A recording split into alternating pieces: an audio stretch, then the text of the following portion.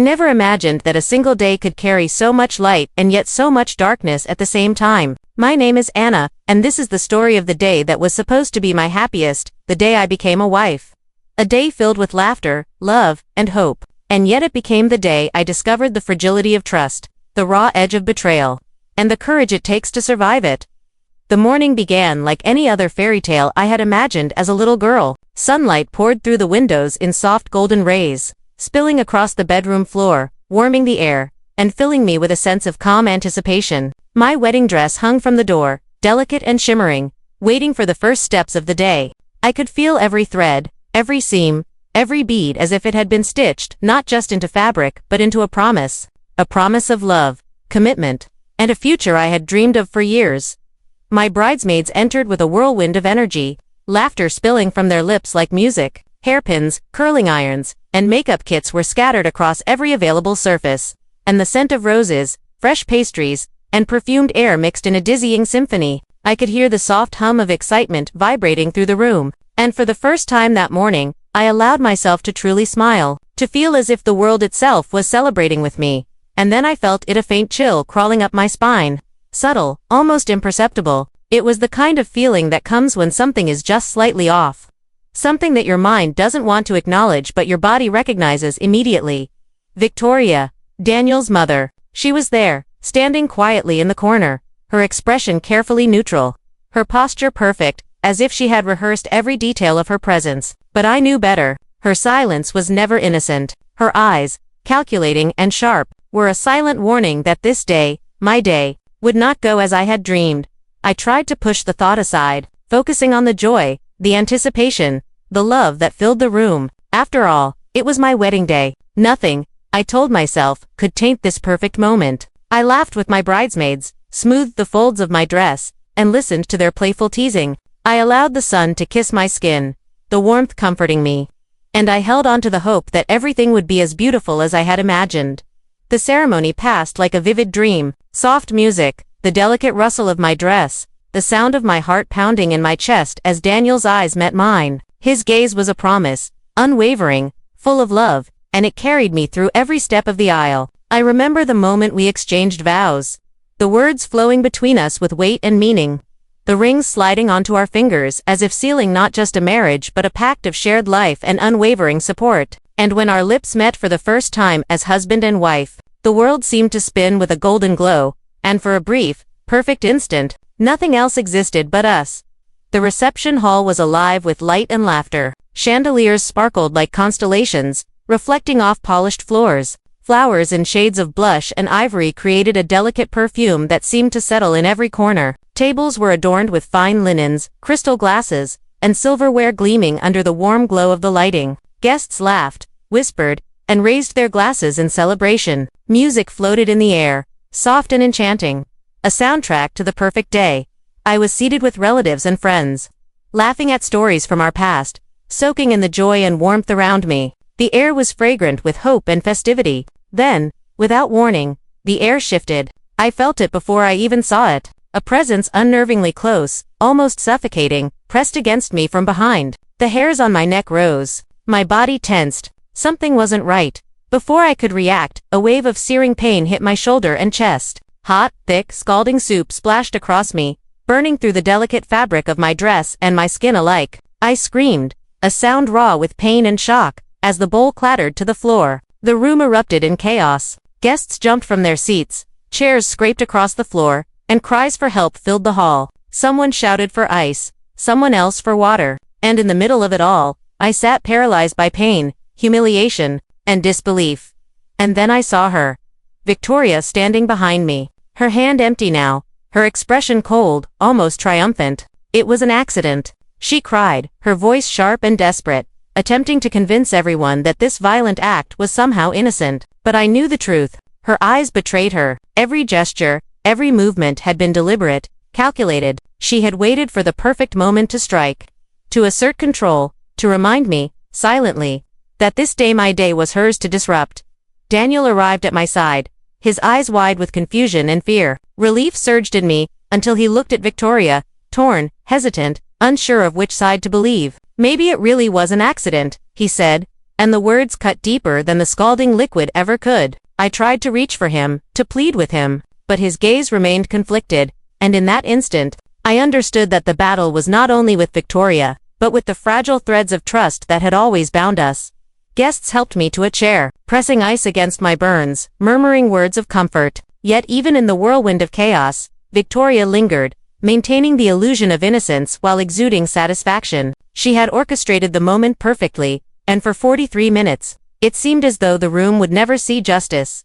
But someone had seen. Lily, my best friend, had been recording the entire reception. Every deliberate step Victoria took, every subtle tilt of the bowl, every malicious smirk captured in high-definition clarity. And when the police arrived, 43 minutes later, the video evidence ensured that the truth could no longer be denied. Victoria was handcuffed, led from the room, her screams echoing in the stunned silence of the hall. Daniel's shock was immediate, a dawning understanding of his mother's cruelty finally piercing through years of blind loyalty. Guests whispered, the music remained silent, and the wedding celebration, once radiant with joy, now lay in ruins, replaced by the solemn weight of truth and consequences. The days following were a blur of hospital visits, legal statements, and emotional recovery. Victoria faced assault charges, her reputation shattered, her carefully curated life undone by the evidence she could not deny. Daniel struggled to reconcile the image of his mother with the reality of her actions, and slowly, painfully, began to see the boundaries necessary to protect those he loved. Weeks turned into months. Therapy sessions, quiet talks, moments of reflection. I healed, not just from the burns, but from the emotional wounds inflicted by years of subtle manipulation and betrayal. Daniel's loyalty, once misguided, realigned toward truth, toward empathy, toward me. The journey was long and filled with struggle, but it brought clarity, healing, and strength I had never known before.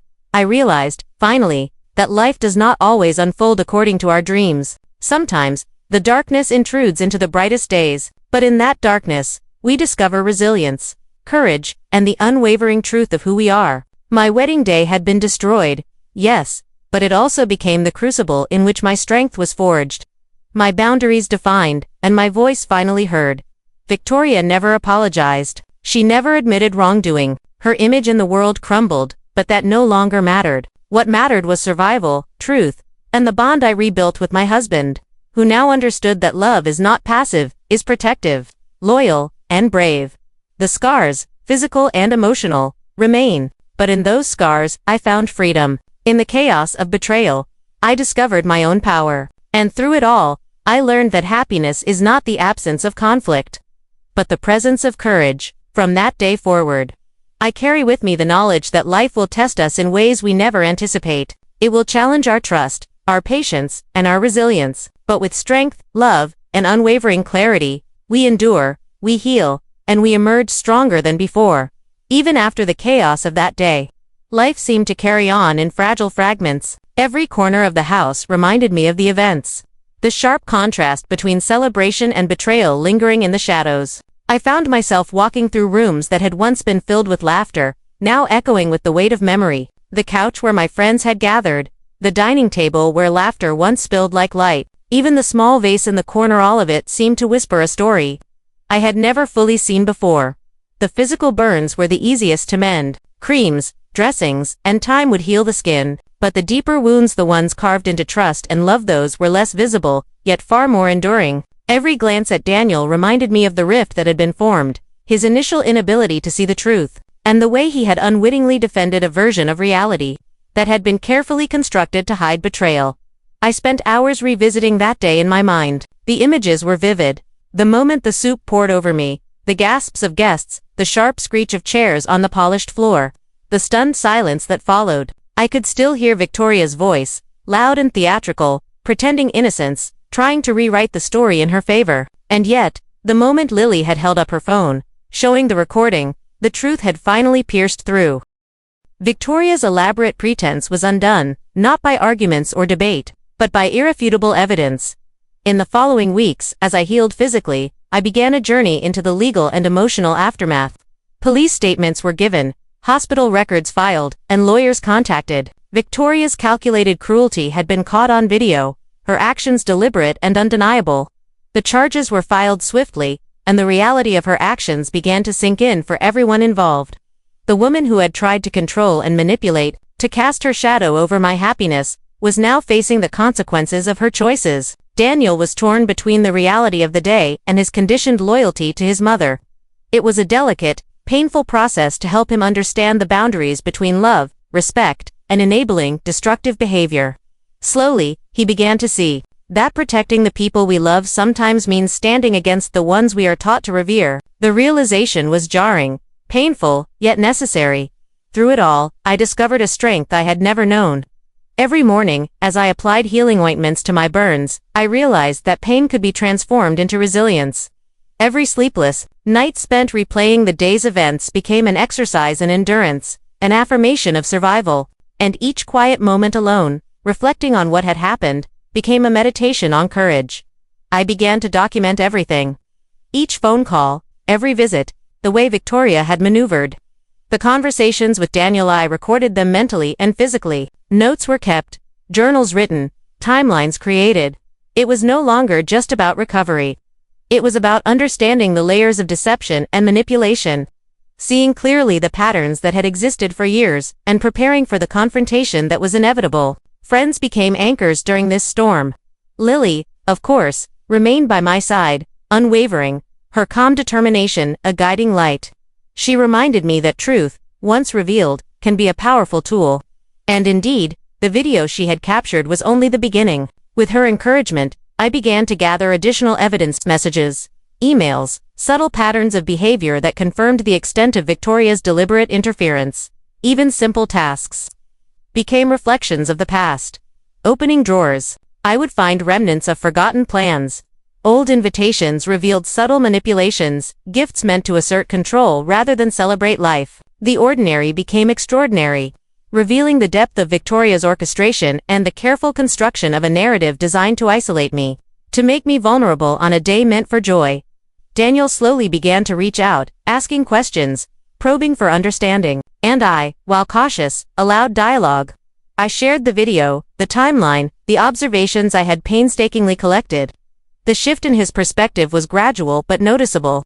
His eyes, once clouded with conflicted loyalty, began to clear, and for the first time, I saw him truly aligned with truth, rather than the illusions his mother had created. It was during one quiet evening, sitting on the couch with a cup of tea, that we finally spoke without interruptions or pretense.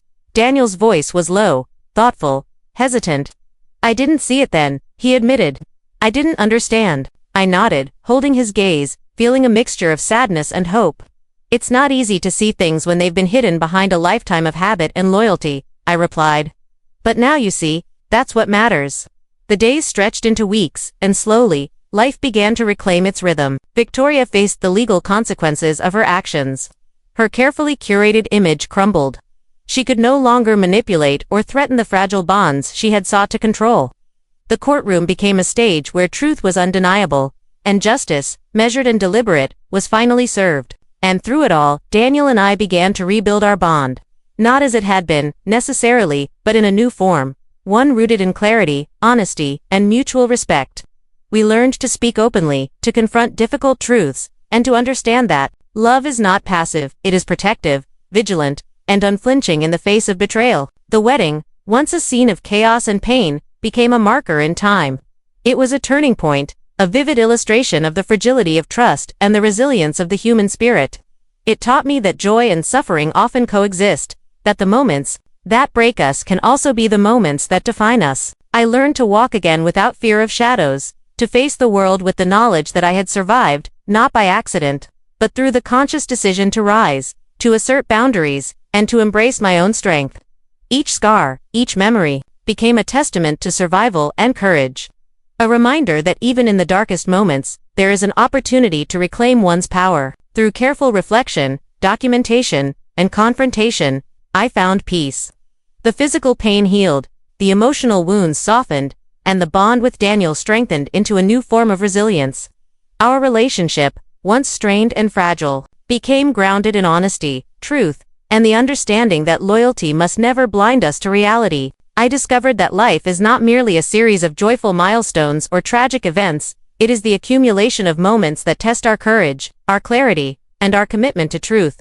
The day of the wedding, once a symbol of betrayal, transformed. into a lesson in endurance, a reminder of the power of evidence, and the importance of standing firm even when the world seems determined to challenge us. I am not the same person I was that day.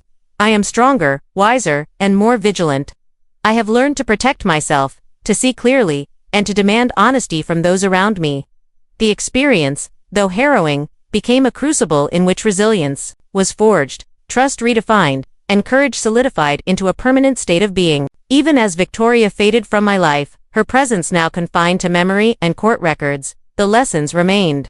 The necessity of vigilance, the value of truth, and the strength derived from standing firm became part of who I am. And in the quiet moments, when the world is still and the heart has space to breathe, I remember that day not as a tragedy, but as the day I learned the true depth of my own strength, and the lengths to which I would go to protect myself and those I love. The weeks that followed became a slow, deliberate reclamation of my life. Every morning, I woke with a new determination. The scars from that day burns on my skin, the echo of betrayal in my heart, were no longer chains but reminders of survival. I poured myself into the mundane, the ordinary tasks that once felt heavy and constraining. Preparing breakfast, arranging flowers, tending to the garden. Even the simple act of cleaning the kitchen became an affirmation of control. A reclaiming of the space that had once been tainted by chaos. Daniel gradually re-entered my world with a new understanding. Our conversations became more honest, more raw, devoid of the layers of avoidance that had characterized our relationship in the aftermath of Victoria's betrayal. He began to ask questions not out of suspicion or accusation, but out of curiosity. A desire to understand the depth of what had transpired, and to reconcile the image of his mother with the undeniable truth. We spent hours poring over old photographs, letters, and mementos from our past. I shared stories of our family, of moments he had been too young to remember, of small sacrifices I had made silently and without recognition.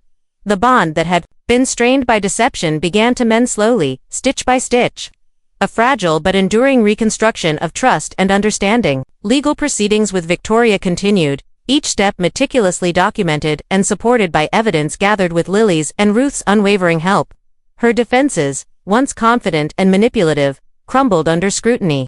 The court sessions were long, tense, and emotionally exhausting, but each day brought a renewed sense of justice. The evidence of financial misappropriation, the recordings, and the detailed timelines left no room for doubt. By the time the judge delivered the ruling, the scale of accountability had been fully established.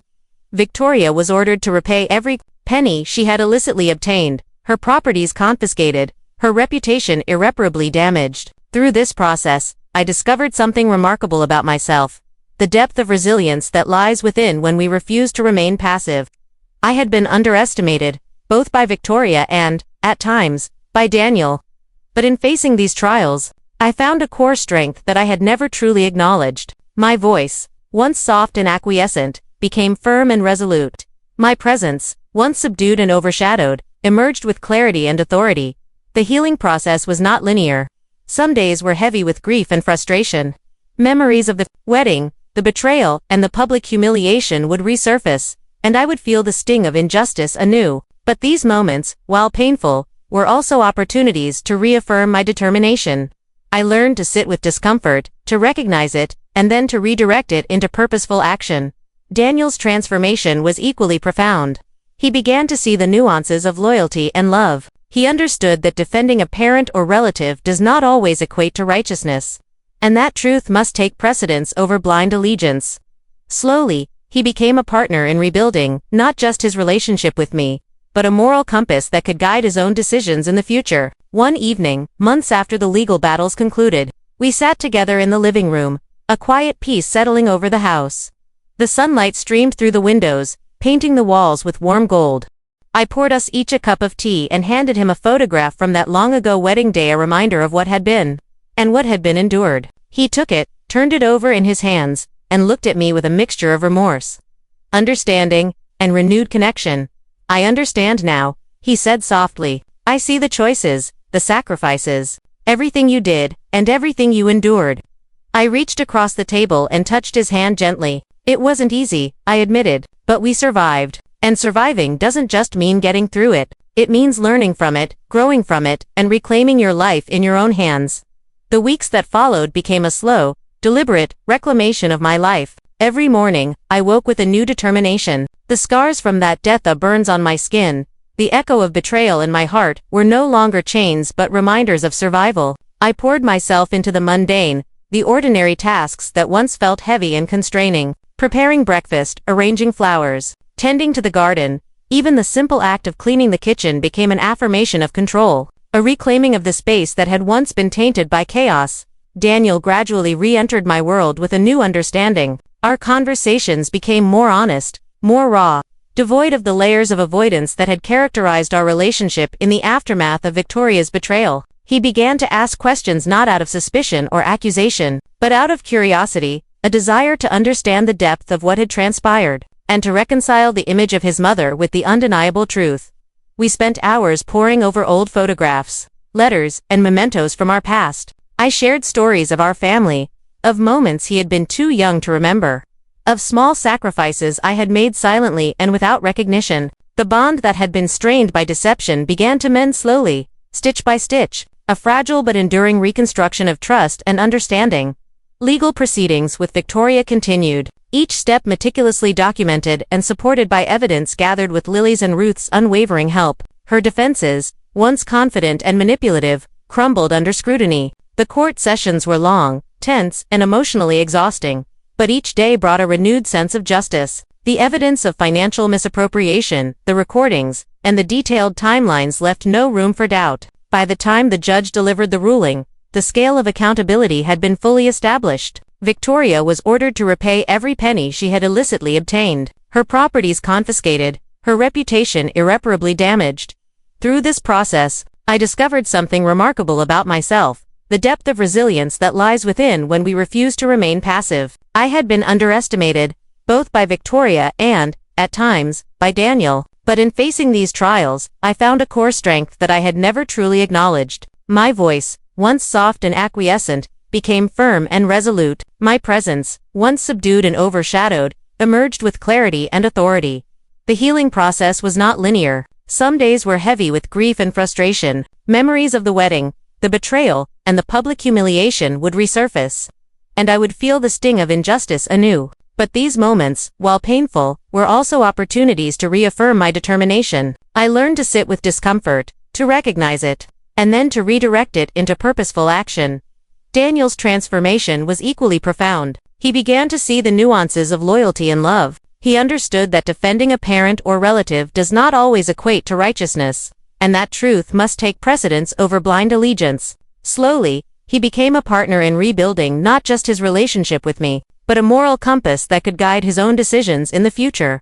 One evening, sitting together in the quiet living room, we finally spoke without interruptions or pretense. Daniel's voice was low, thoughtful, hesitant. I didn't see it then, he admitted. I didn't understand. I nodded, holding his gaze, feeling a mixture of sadness and hope. It's not easy to see things when they've been hidden behind a lifetime of habit and loyalty, I replied. But now you see, that's what matters.